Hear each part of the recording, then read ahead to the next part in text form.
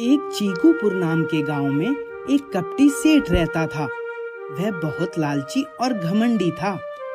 लोगों से छल कपट करना उसके लिए साधारण बात थी। वह भोले भाले गरीब किसानों को बहुत सताता था।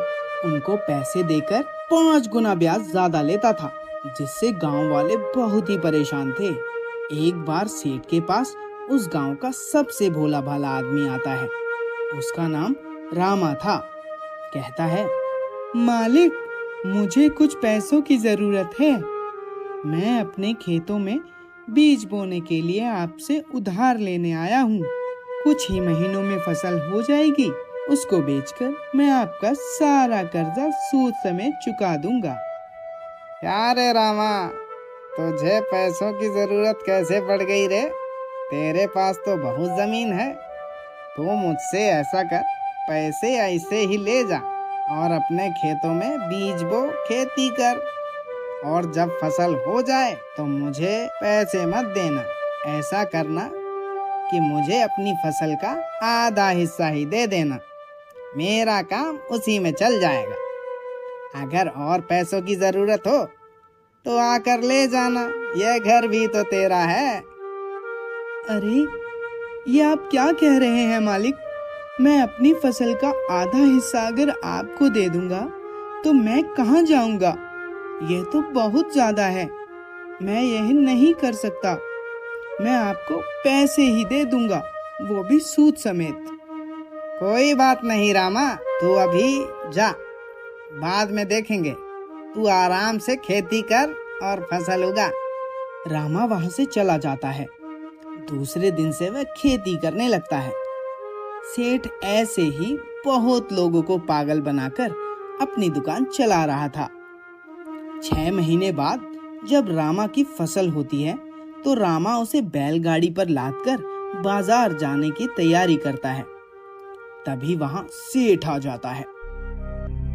क्यों रे रामा, तेरी फसल तो बहुत अच्छी हुई है। चल अब मुझे मेरा हिस्सा दे। इसमें से आधा अनाज मुझे चाहिए।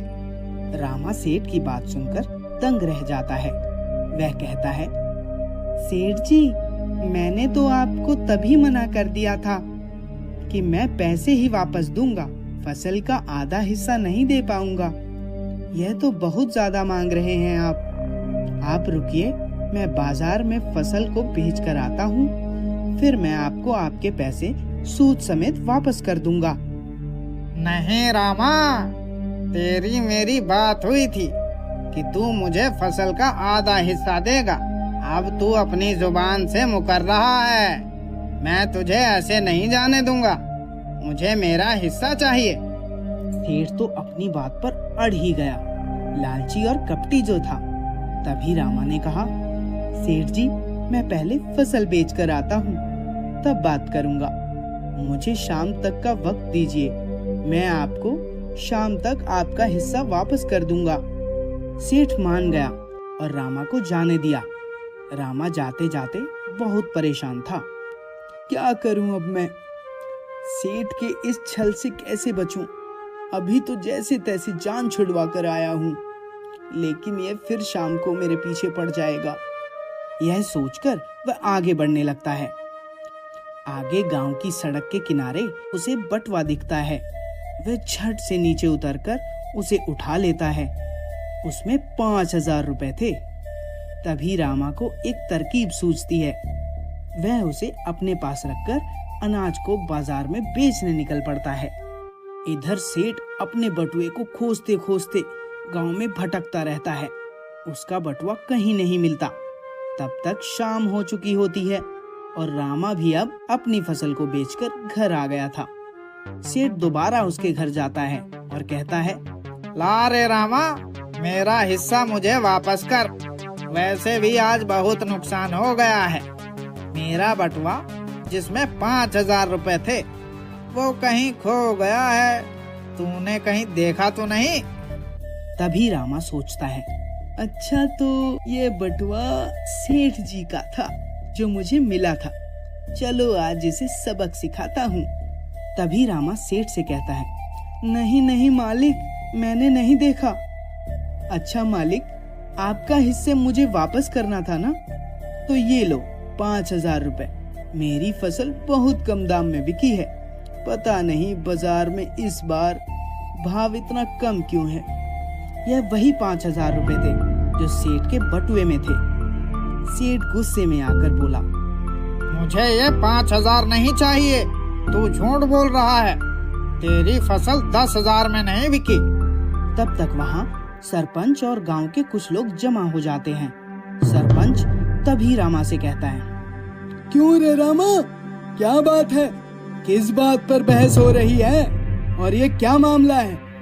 तभी रामा कहता है, सरपंच जी, मैंने कुछ माह पहले सेठ जी से कुछ रुपए उधार लिए थे ताकि मैं अपनी खेती कर सकूं और खेती करके इनका कर्ज चुका सकूं। उस समय तो सेठ जी ने पैसे ब्याज पर दे दिए, पर अब ये मुझसे मेरी फसल का आधा हिस्सा मांग रहे हैं। यह तो गलत है ना, आप ही बताइए। सरपंच कहता है, क्यों भाई जमींदार साहब, ये रामा जो कुछ कह रहा है वह सही कह रहा है ना? तुमने इससे पैसे देने को ही कहा था ना, या फसल का आधा हिस्सा देकर कर्जा चुकाने को बोला था? सरपंच को तो पता था कि सेठ की आदत कैसी है, वह फिर भी उसे आजमा रहे थे। सेठ घबरा जाता है क्योंकि पूरा गांव उसकी आदत के बारे में जानता था। आज तो उसका दाव उसी पर भारी पड़ गया था। अब सेठ झूठ कैसे बोलता? उसे समझ आ गया था कि अब यहाँ उसकी दाल नहीं गलने वाली, लेकिन उसे उसके पैसे भी तो चाहिए थे। उसने घबराते हुए कहा, सरपंच जी, ये सब छोड़िए, आप मुझे मेरे पैसे वापस दिलवाइए। तभी सरपंच कहता है, रामा, ऐसा करो, तुम इसे इसके पैसे ही दे दो। फसल का आधा हिस्सा देना ठीक नहीं है। तभी रामा ने सेठ को वही 5,000 रुपए दे दिए जो उसे उस सेठ के बटुए में मिले थे। सेठ ने वह पैसे रामा से ले लिए और वह किलस कर रह गया।